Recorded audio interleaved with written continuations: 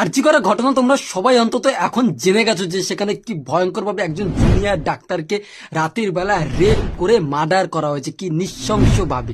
আর সেই ঘটনা যখন হসপিটালের কর্তৃপক্ষরা দেখে, পুলিশ দেখে, তার বাবা মাকে ফোন করে বলে তোমার মেয়ে সুইসাইড করেছে, আত্মহত্যা করেছে।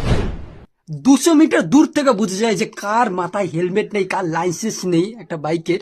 আর একটা ডেড বডি থেকে বুঝতে পারলো না পুলিশ যে তাকে কত নৃশংসভাবে খুন করা হয়েছে, রেপ করা হয়েছে। মাথায় আঘাত অসংখ্য, ঠোঁটে আঘাত, গলার এইখানে হাড় ভাঙা, তারপর এইখানে গলায় কামড় জঙ্গল দিয়ে রক্তপাত, এত পরিমাণে টর্চার করা হয়েছে।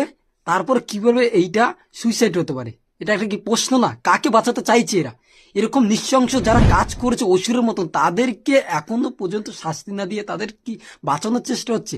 আমার এটাই অনুরোধ যে একটা হসপিটালে একটা ডাক্তার যেখানে সুবিধা না, সেইখানে সাধারণ মেয়েরা, সাধারণ যে রুগীরা কিভাবে